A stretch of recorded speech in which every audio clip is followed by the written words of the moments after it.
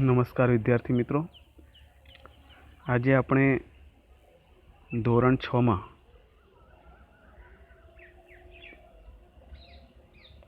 સામાજિક વિજ્ઞાન પ્રકરણ 14 વિવિધતામાં એકતા એના વિશે આજે આપણે ભણીશું.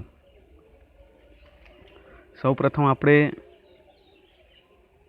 પ્રકરણનું હેડિંગ સમજીએ. મથાળું વિવિધતામાં એકતા. વિવિધતા એટલે જુદું જુદું, જેને આપણે અલગતા કહીએ અથવા તો જુદાપણું કહીએ. વિવિધતા એટલે અલગ અલગ, અને એમાં એકતા એટલે કે એમાં બધા સાથે રહેવું. મિત્રો, અહીંયા આપણે આપણા દેશમાં, આપણા ભારત દેશ વિશેની વાત કરવાની છે. આપણે બધા જાણીએ છીએ કે ભારતની અંદર અલગ અલગ ધર્મના લોકો, જ્ઞાતિના લોકો,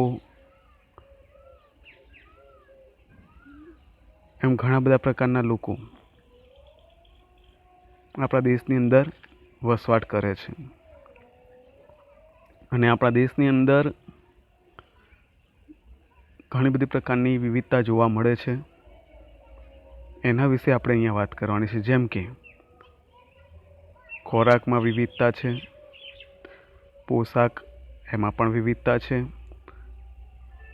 તહેવારો જે ઉજવીએ છીએ એ પણ આપણે બધા પોતપોતાની રીતે, જેમ કે હિન્દુ હોય તો હિન્દુઓના તહેવાર હોય, મુસલમાન હોય તો મુસલમાન એમના તહેવાર ઉજવે, એમ અલગ અલગ તહેવારો પણ ઉજવાય છે. આવી રીતે આપણા દેશની અંદર ઘણા પ્રકારની વિવિધતા જોવા મળે છે.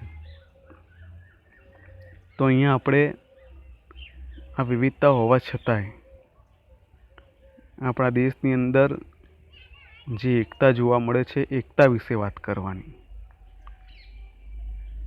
એકતા એટલે એક થઈને રહેવું. આટલી બધી વિવિધતા હોવા છતાંય આપણે બધા હળી મળીને રહીએ છીએ, એના વિશે આપણે વાત કરવાની છે. બીજું મિત્રો, કે આ પાઠની અંદર આપણે આપણા દેશની અંદર એકતા જોવા મળે છે, પરંતુ ઘણી વખત એવું બનતું હોય છે કે આટલો મોટો વિશાળ દેશ હોય અને અલગ અલગ ધર્મના લોકો સાથે રહેતા હોય, એટલે ક્યારેક ક્યારેક કોઈ સમસ્યાઓ પણ થતી હોય છે.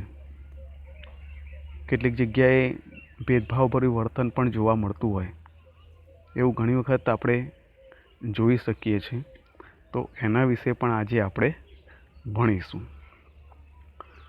તો આપણે જાણીએ છીએ કે સૌપ્રથમ તો વિવિધતાની સમજ આપણે મેળવીએ. વિવિધતાની સમજ, જે રીતે મેં તમને અત્યારે કહ્યું કે ધર્મ, ભાષા, જાતિ અને આર્થિક અસમાનતા સાથે વિવિધતા ધરાવતો આપણો દેશ એ વિશ્વની અંદર આગવી ઓળખ ધરાવે છે. એટલે કે આપણા દેશની અંદર અલગ અલગ ધર્મના લોકો રહે છે. જેમ કે હિન્દુ, મુસ્લિમ, શીખ, પારસી, યહૂદી, જૈન ધર્મના લોકો, બૌદ્ધ ધર્મના લોકો, ખ્રિસ્તી, આવા અલગ અલગ ધર્મના લોકો આપણા દેશની અંદર વસવાટ કરે છે. અને આવી વિવિધતા ધરાવતો દેશ હોવા છતાંય આપણે સાથે મળીને, હળી મળીને રહીએ છીએ. એટલે એવું કહેવાય છે કે આખા વિશ્વની અંદર આપણો ભારત દેશ એ માત્ર એક એવો દેશ છે કે જેમાં આટલા બધા ધર્મના લોકો સાથે રહેતા હોવા છતાંય એમની વચ્ચે એકતા જોવા મળે છે. ને એટલે એવું કહેવાય છે કે આપણો દેશ એ વિશ્વની અંદર એક અનોખી એટલે કે આગવી ઓળખ ધરાવે છે. આપણે જાણીએ છીએ કે ખોરાકમાં, તહેવારમાં, રીતિ રિવાજોમાં, પોશાક અને આપણા સમાજના જીવનમાં પણ ભિન્નતા જોવા મળે છે. એટલે કે વિવિધતા. ભિન્નતાનો મતલબ થાય વિવિધતા જોવા મળે છે. તો એનો મતલબ આપણે એવું સમજીએ કે આપણે બધા જાણીએ છીએ કે ખોરાક આપણે બધા એક જ જેવો ખાતા નથી. અલગ અલગ રાજ્યોની અંદર અલગ અલગ પ્રકારના ખોરાક ખવાતા હોય. અલગ અલગ તહેવારો એ અલગ અલગ જ્ઞાતિના લોકો, ધર્મના લોકો એ ઉજવતા હોય અને પોશાક પણ અલગ અલગ પહેરતા હોય. જેમ કે આપણે પંજાબમાં જઈએ તો પંજાબની અંદર શીખ લોકો હોય પાઘડી પહેરતા હોય, ઉપર કોટી પહેરતા હોય, જબ્બો હોય. તો આવી રીતે એમનો પોશાક અલગ હોય. ગુજરાતીઓનો પોશાક અલગ હોય, મરાઠી લોકોનો પોશાક અલગ હોય. તો એમ અલગ અલગ પોશાક બધા પહેરતા હોય. આપણી દેશની અંદર આવી ઘણી બધી પ્રકારની વિવિધતાઓ જોવા મળે છે. આપણે બધા જાણીએ છીએ કે જેટલી વિવિધતા ભારત દેશની અંદર જોવા મળે છે એટલી વિવિધતા બીજા કોઈ દેશમાં જોવા મળતી નથી. આપણા દેશની અંદર કાશ્મીરથી લઈ કન્યાકુમારી સુધી અને ગુજરાતથી લઈ અરુણાચલ પ્રદેશ સુધી અલગ અલગ રંગ રૂપ, અલગ અલગ પોશાક અને અલગ અલગ ધર્મના લોકો, ભાષા બોલતા હોય એવા લોકો અને અલગ અલગ ખોરાક ખાતા હોય એ બધામાં જ અલગ અલગ પ્રકારની વિવિધતા જોવા મળે છે. એટલે કે કાશ્મીરથી લઈને કન્યાકુમારી સુધી, એટલે કાશ્મીર એટલે આપણા ભારતનો જે નકશો છે એ ભારતના નકશાનો ઉપરનો છેડો એને આપણે કાશ્મીર કહીએ અને એનાથી બિલકુલ વિરુદ્ધ દિશામાં નીચેનો છેડો, બરાબર, જેને આપણે કન્યાકુમારી એટલે કે ભારતના માથાથી લઈને પગ સુધીનો જે છેડો કહેવાય એને આપણે ઉપર કાશ્મીર કહીશું અને નીચે કન્યાકુમારી. આ બાજુ ડાબી બાજુની વાત કરીએ તો ગુજરાતથી લઈને જમણી બાજુ અરુણાચલ પ્રદેશ સુધી આપણા દેશની અંદર અલગ અલગ રાજ્યોની અંદર અલગ અલગ પ્રકારની વિવિધતાઓ, ખોરાક, પોશાક, ઉત્સવો, તહેવારો, રીતિ રિવાજો બધામાં જ વિવિધતા જોવા મળે છે. એટલે કે ભિન્નતા જોવા મળે છે. હવે આપણે ધર્મની વાત કરીએ તો આપણા દેશની અંદર આપણે હમણાં જોઈએ પ્રમાણે વિવિધ ધર્મમાં આસ્થા ધરાવતા લોકો રહે છે. આપણા દેશની અંદર દરેકને પોતપોતાનો ધર્મ પાળવાની સ્વતંત્રતા આપવામાં આવેલી છે. જેમ કે હિન્દુ હોય તો એ એમનો ધર્મ પાળતા હોય, મુસ્લિમ હોય તો એ એમનો ધર્મ, એટલે કે દરેકને પોતપોતાના ધર્મની અંદર શ્રદ્ધા હોય. આસ્થા એટલે શ્રદ્ધા.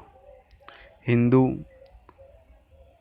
ઇસ્લામ એટલે મુસલમાન, ખ્રિસ્તી, શીખ, બૌદ્ધ, જરથોસ્તી જેને આપણે પારસી કહીએ છીએ અને યહૂદી ધર્મ પાળતા લોકો પણ આપણા દેશની અંદર જોવા મળે છે.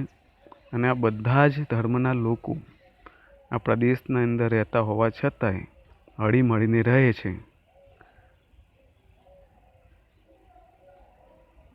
અને આટલા બધા ધર્મના લોકો હોવા છતાંય આપણા દેશની અંદર દરેક ધર્મને સરખું મહત્ત્વ આપવામાં આવે છે. આપણે બધા એનું ઉદાહરણ લઈએ તો જ્યારે શાળાની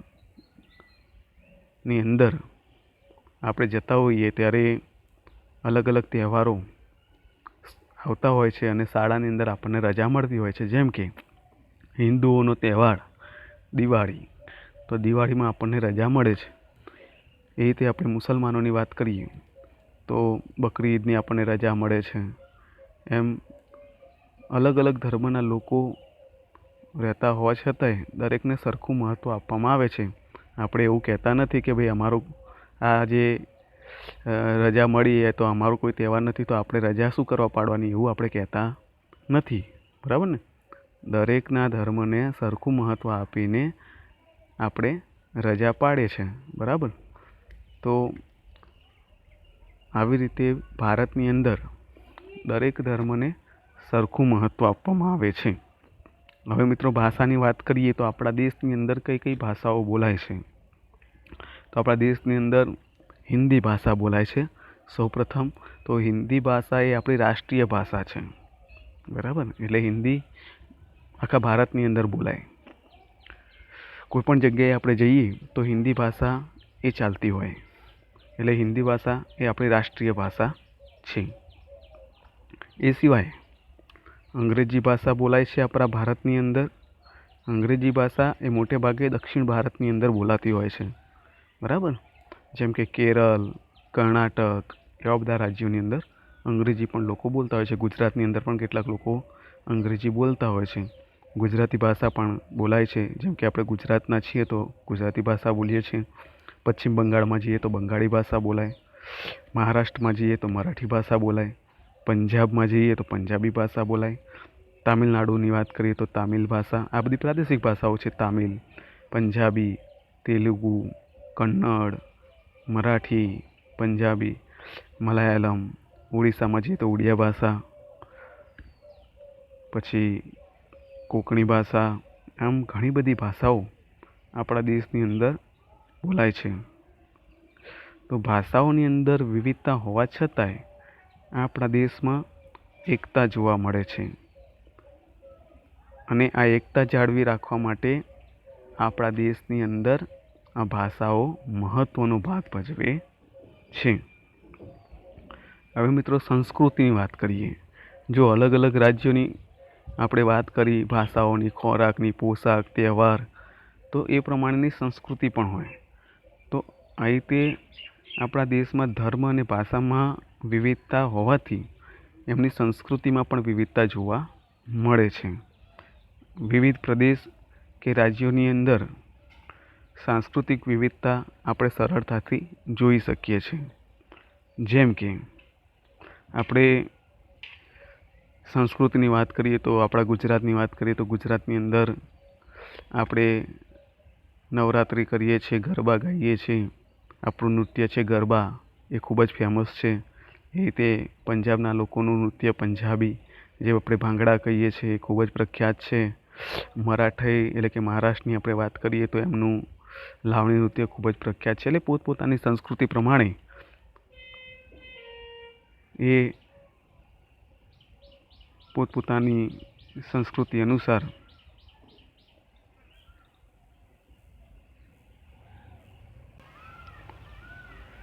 વિવિધતા જોવા મળે છે. દિવાળી, મકર સંક્રાંતિ, હોળી. વિદ્યાર્થી મિત્રો, સાંસ્કૃતિક વિવિધતા હોવા છતાંય આપણા દેશની અંદર દિવાળી, મકર સંક્રાંતિ એટલે ઉત્તરાયણ, હોળી, દશેરા, શિવરાત્રિ, ગણેશ ચતુર્થી, ઈદ, નાતાલ, અષાઢી બીજ, મોહરમ, બુદ્ધ જયંતિ, મહાવીર જયંતિ, ઓણમ, પતેતી, વૈશાખી જેવા તહેવારો જુદા જુદા ભાગોની અંદર વસતા લોકો હળીમળીને સાથે રહીને બધા જ તહેવારો ઉજવે છે. અલગ અલગ ધર્મના લોકો આપણા દેશની અંદર વસવાટ કરે છે, એટલે આપણે એમના નૃત્યો વિશે પણ થોડી માહિતી જોઈ લઈએ. કે દાખલા તરીકે પરીક્ષામાં પૂછાય કે ભાઈ રાસ ગરબા, તો રાસ ગરબા એ આપણા ગુજરાતના સૌથી વધારે પ્રખ્યાત છે.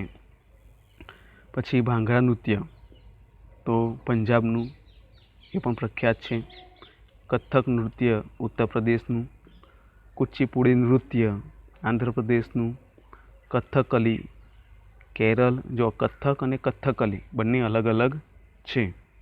બરાબર, કથકલી કેરળનું, ભારતનાટ્યમ તામિલનાડુનું, બિહુ અસમનું, ઓડિશાનું અને ઘુમર નૃત્ય રાજસ્થાનનું પ્રખ્યાત છે. હવે મિત્રો, જે પ્રમાણે વિવિધતાઓ આપણે જોઈ ધર્મમાં, તહેવારોમાં, સંસ્કૃતિમાં, ભાષાઓમાં, એમ ખાનપાન અને પોશાક રહેઠાણમાં પણ અને રીતિ રિવાજોમાં પણ ઘણા પ્રકારની વિવિધતા જોવા મળે છે. હવે આપણને એવું થાય ખાનપાન એટલે ખોરાક. તો આપણે બધા જાણીએ છીએ કે અલગ અલગ ખોરાક આપણા દેશની અંદર ખવાતો હોય છે. જેમ કે દરિયા કિનારાના લોકો ભાત અને માછલીનો ખોરાકની અંદર ઉપયોગ કરતા હોય છે. આપણે ગુજરાતના લોકો એ અનાજ, કઠોળ, લીલી શાકભાજી, ઘી, દૂધ, માખણ, છાશ આવું બધું વધારે લેતા હોય છે ખોરાકમાં. રાજસ્થાનમાં વાત કરીએ તો રાજસ્થાનના લોકોની દાલ બાટી એ ખૂબ જ પ્રખ્યાત છે. આપણું કાઠિયાવાડી ભોજન પણ પ્રખ્યાત છે. એમ અલગ અલગ રાજ્યોની અંદર અલગ અલગ પ્રકારના ખોરાક અને પોશાક પણ અલગ અલગ જોવા મળે છે. જેમ કે ગુજરાતના લોકોની આપણે વાત કરીએ તો ગુજરાતનો પોશાક કેવો હોય કે ભાઈ, જો આપણે થોડી જૂની વાત કરીએ તો ધોતી, જબ્ભો, ટોપી અથવા તો પાઘડી, ધોતી, અંગરખું આવું બધું જોવા મળે. સ્ત્રીઓની વાત કરીએ તો સ્ત્રીઓ ચણિયો, સાડી અને બ્લાઉઝ પહેરતી હોય, બરાબર ને. રાજસ્થાનના લોકોનો પોશાક પણ આખો અલગ હોય, બરાબર. કમર સુધી બ્લાઉઝ પહેરતી હોય, ઘેરવાળો ઘાઘરો હોય, તો એમનો પોશાક આખો અલગ હોય. આપણે મહારાષ્ટ્રની વાત કરીએ તો મરાઠી લોકોનો આખો પોશાક અલગ હોય. એમ પોશાકમાં પણ વિવિધતા જોવા મળે છે. એ ઉપરાંત રહેઠાણ એટલે કે રહેવાનું જે પરિસ્થિતિ છે એ રહેઠાણ પણ અલગ અલગ જોવા મળતું હોય છે. આવી ઘણી બધી પ્રકારની વિવિધતાઓ આપણા દેશની અંદર જોવા મળે છે. ઉપરાંત હવે આપણે વાત કરીએ તો સ્થળની આબોહવા, ભૂપૃષ્ઠ, ખેતી, જંગલો વગેરે જેવી ભૌગોલિક બાબતોમાં પણ આપણા દેશની અંદર વિવિધતા જોવા મળે છે. અને એટલે આપણો દેશ વિવિધતાવાળો બન્યો છે.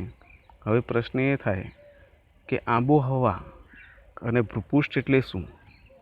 તો આબોહવા એટલે આપણું જે વાતાવરણની વાત કરીએ, બરાબર. આબોહવા એ અલગ અલગ પ્રકારની હોય. ગુજરાતની આબોહવા અલગ હોય, મહારાષ્ટ્રની આબોહવા અલગ હોય, રાજસ્થાનની આબોહવા અલગ હોય. અને ભૂપૃષ્ઠ એટલે કે જે આપણી જમીન છે, ભૂ એટલે જમીન, એ ભૂપૃષ્ઠ કહેવાય. એ પણ અલગ અલગ પ્રકારની જોવા મળે. કોઈ જગ્યાએ પહાડી વિસ્તાર હોય, કોઈ જગ્યાએ સમતલ પ્રદેશો હોય, બરાબર. આપણા ગુજરાતનું ભૂપૃષ્ઠની દ્રષ્ટિએ જોવા જઈએ તો 5 ભાગ પડે છે, બરાબર ને. ગુજરાતની જ આપણે વાત કરીએ તો કોઈ જગ્યાએ પ્રદેશો હોય, સમતલ મેદાની પ્રદેશો હોય, કોઈ જગ્યાએ પહાડી પ્રદેશો હોય, કોઈ જગ્યાએ દરિયા કિનારો હોય, કોઈ જગ્યાએ ઉચ્ચ પ્રદેશ હોય, કોઈ જગ્યાએ રણ પ્રદેશ જેમ કે કચ્છનું રણ, બરાબર ને. તો આ અલગ અલગ ભાગ કહેવાય ભૂપૃષ્ઠની દ્રષ્ટિએ, બરાબર. જંગલો જોવા મળે છે. એમ અલગ અલગ ભૌગોલિક રીતે પણ વિવિધતા જોવા મળતી હોય છે.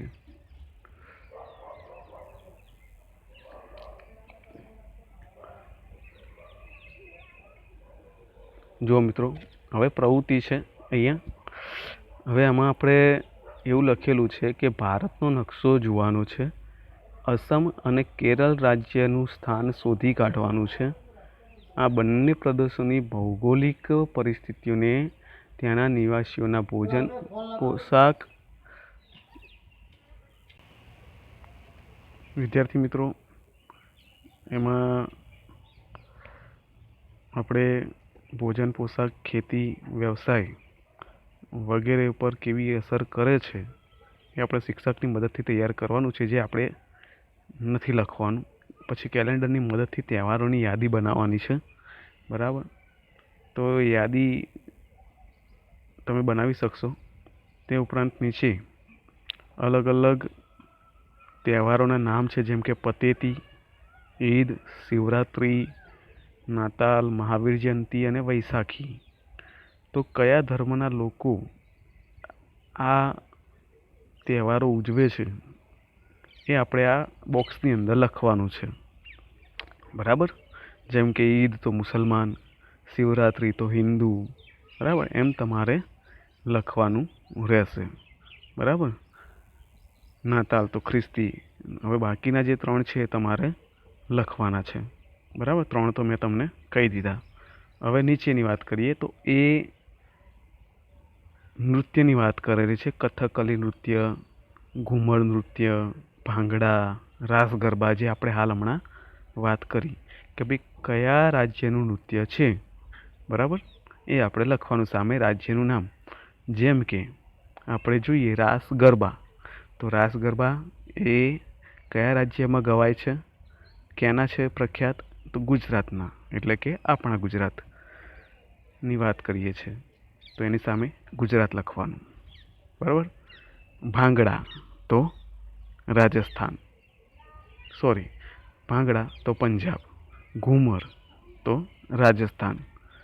ત્યારબાદ કથકલી, તો કથકલી એટલે કે કેરળ, કેરળની અંદર આ નૃત્ય પ્રખ્યાત છે. કયા રાજ્યનું નૃત્ય પ્રખ્યાત છે એ આપણે લખ્યું. હવે વિવિધતામાં પણ એકતા આપણા દેશની અંદર જોવા મળે છે, એના વિશે આપણે થોડી ચર્ચા કરીએ. આપણે આખા પાઠની અંદર એ જ ચર્ચા કરી છે કે વિવિધતામાં એકતા આપણા દેશની અંદર જોવા મળે છે. બરાબર ને. અલગ અલગ ધર્મના હોવા છતાંય, જ્ઞાતિના હોવા છતાંય, ખોરાક, પોશાક, રહેઠાણ, દરેક બાબતની, એટલે સુધી કે ભૌગોલિક બાબતની અંદર પણ વિવિધતા જોવા મળે છે. તેમ છતાંય આપણા દેશની અંદર આપણે એકતાના દર્શન થાય છે. બરાબર. તો ભારતની સંસ્કૃતિ એ વિશ્વની પ્રાચીન સંસ્કૃતિઓમાંની એક છે. એટલે કે આપણા ભારત દેશની જે સંસ્કૃતિ છે એ ખૂબ જ પ્રાચીન છે. પ્રાચીન એટલે કે જૂની. આપણા દેશની પ્રજા ખોરાક, પોશાક, રહેઠાણ, ધર્મ, ભાષા, રીતિ રિવાજ, તહેવારો, એમ અનેક બાબતોમાં એકબીજાથી ભિન્ન છે, છતાં પણ દેશની અંદર ભાવાત્મક એકતા જોવા મળે છે.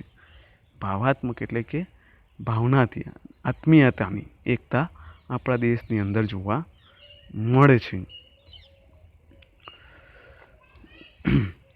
હવે મિત્રો, જુદા જુદા ધર્મો, ભાષાઓ તથા જાતિના લોકો પોતાના રાષ્ટ્ર માટે પ્રેમ, સન્માન, દેશ માટે ત્યાગની ભાવના તથા તાદાત્મ્યની લાગણીઓનો એક સમાન ભાવે અનુભવ કરે તેને રાષ્ટ્રીય એકતા કહે છે. જો મિત્રો, આ રાષ્ટ્રીય એકતાની આપણે વાત કરીએ, ભાઈ પ્રશ્ન પૂછાય રાષ્ટ્રીય એકતા એટલે શું, કોને કહેવાય રાષ્ટ્રીય એકતા? તો મિત્રો, આપણે બધા જાણીએ છીએ કે વિશ્વનો કોઈ પણ દેશનો નાગરિક હોય અને પોતાના દેશ માટે પ્રેમ હોય, પોતાના રાષ્ટ્ર માટે એને પ્રેમ હોય. દરેકના હૃદયની અંદર રાષ્ટ્રની પ્રત્યે સારી ભાવના હોય, રાષ્ટ્ર પ્રેમ હોય. બરાબર, જેને આપણે રાષ્ટ્રવાદ કહીએ. દરેક નાગરિક, પછી એ પાકિસ્તાનનો હોય કે ભારતનો હોય કે અમેરિકાનો હોય, દરેક વ્યક્તિને પોતાના દેશ માટે એક અલગ પ્રકારની લાગણી હોય, દેશ માટે પ્રેમ હોય, સન્માન હોય, અને જ્યારે જ્યારે દેશને જરૂર પડે ત્યારે બલિદાન અથવા તો ત્યાગ માટેની ભાવના પણ એમના મનની અંદર હોય. આને આપણે શું કહીશું? રાષ્ટ્રીય એકતા કહીશું.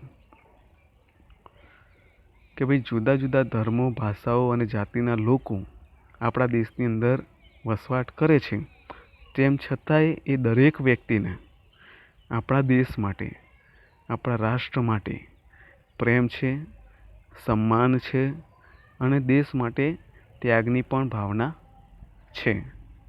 તો આ લાગણીને, આ જે ફિલિંગ્સ કહેવાય, એ લોકો આપણે બધા અનુભવીએ છીએ. ક્યારેક ક્યારેક આપણા દેશ પર કોઈ આપત્તિ આવી જાય ત્યારે તમે જુઓ તો આખા દેશમાંથી વિરોધ પ્રગટ થતો હોય. જેમ કે વચ્ચે આપણે એક વાત કરી હતી કે આર્મીની જે ટ્રક જતી હતી પુલવામા, બરાબર, ત્યાં આર્મીની ટ્રક જતી હતી ને એની ઉપર હુમલો કરવામાં કેટલાય જવાનો શહીદ થઈ ગયા.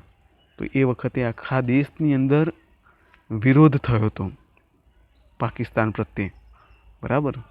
તો આ કહેવાય રાષ્ટ્રીય એકતા. શું કહેવાય?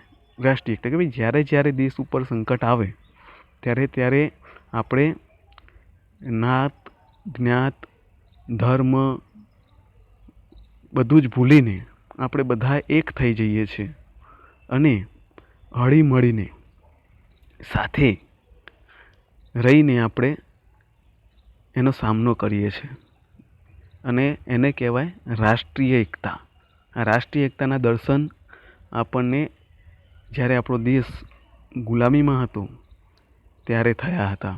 એટલે કે જ્યારે આપણા દેશને આપણે આઝાદ કરવાનો હતો ત્યારે પણ આ રાષ્ટ્રીય એકતાના દર્શન, એટલે કે આ રાષ્ટ્રીય એકતા આપણને જોવા મળી હતી. આખા દેશના લોકો ભેગા થઈને આંદોલનો કરતા અને વિરોધ કરતા અંગ્રેજોની નીતિનો વિરોધ કરતા, બરાબર. એક હાથે તાળી પડે નહીં. એમાં હિન્દુ પણ હતા, મુસલમાન પણ હતા, એમ અલગ અલગ ધર્મના લોકો પણ હતા અને એના થકી આપણે બધા જ અંગ્રેજોનો વિરોધ કરતા હતા અને આપણે અંગ્રેજોને આપણા દેશમાંથી હાંકી કાઢ્યા. તો એ વખતે આપણને રાષ્ટ્રીય એકતાના દર્શન થયા હતા અને અત્યારે પણ કોઈ આપત્તિ આવી જાય આપણા દેશ પર ત્યારે પણ આપણને રાષ્ટ્રીય એકતાના દર્શન થાય છે. તો મિત્રો, રાષ્ટ્રીય એકતાનો પ્રશ્ન પૂછાય, ભાઈ રાષ્ટ્રીય એકતા કોને કહેવાય? તો આપણે લખવાનું રહેશે.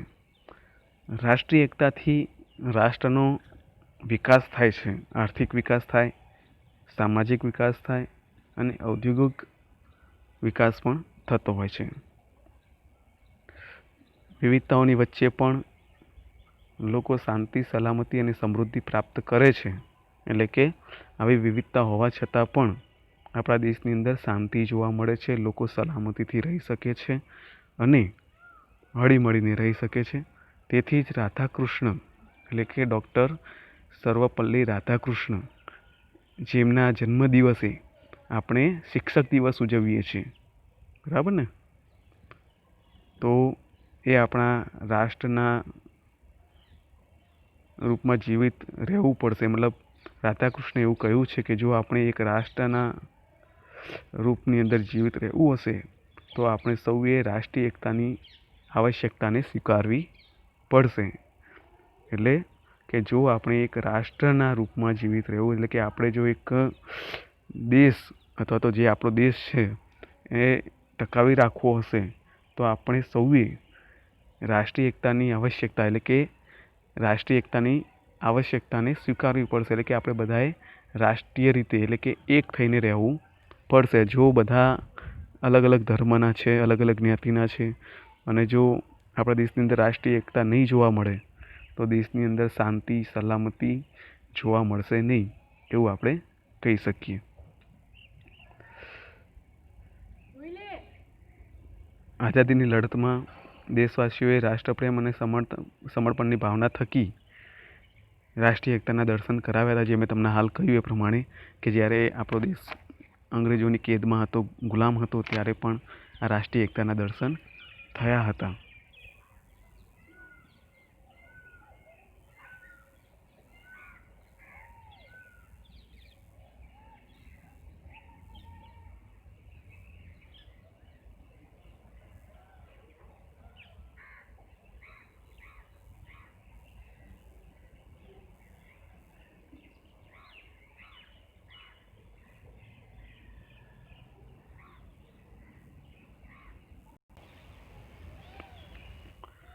મિત્રો, વિવિધ જાતિઓ, ધર્મો, રીતિ રિવાજો, સંસ્કૃતિઓ, ભાષાઓ વગેરેનો સમન્વય એટલે કે મિશ્રણ આપણા ભારતની અંદર થયું છે.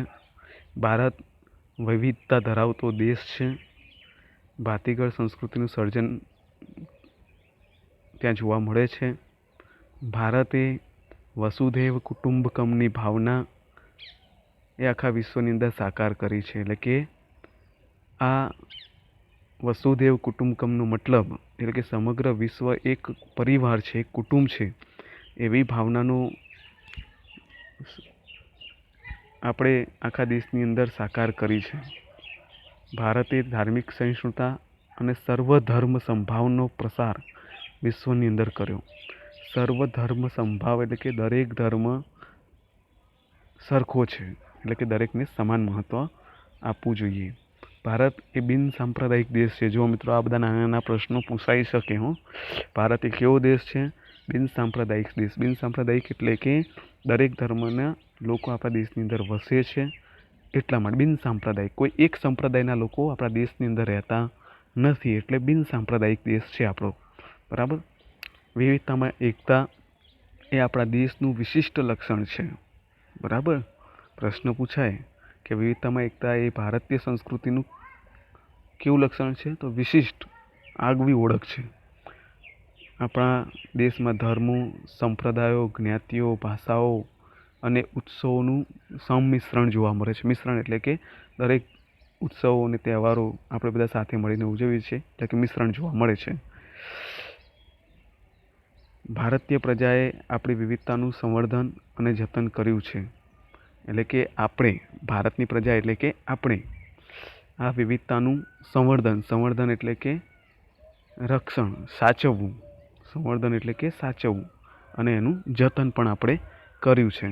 વિવિધતામાં જે એકતા આપણા દેશની અંદર જોવા મળે છે એને આપણે સાચવી રાખી છે, એવું આપણે કહી શકીએ. મિત્રો, આટલે સુધી રાખીએ છીએ. હવે આવતીકાલે જે 2 મુદ્દા બાકી છે, વિવિધતા અને સમાનતાના પ્રયાસો, અને ત્યારબાદ છે છોકરા અને છોકરીઓના ભેદભાવ. જો હવે આપણે વિવિધતામાં એકતાના વાત કરી આપણે, પરંતુ કેટલાક તથ્યો એવા છે અપવાદરૂપ, કેટલીક બાબતો આપણે જોવાની છે કે વિવિધતામાં એકતા એ આપણું મહત્ત્વનું લક્ષણ હોવા છતાંય ક્યારેક આપણા દેશની અંદર ભેદભાવ જોવા મળે છે. વિવિધતામાં એકતા હોવા છતાંય આપણા દેશની અંદર કેટલીક બાબતોમાં આજે પણ ભેદભાવ જોવા મળે છે. બરાબર. તો એના વિશે આપણે આવતીકાલે ચર્ચા કરીશું.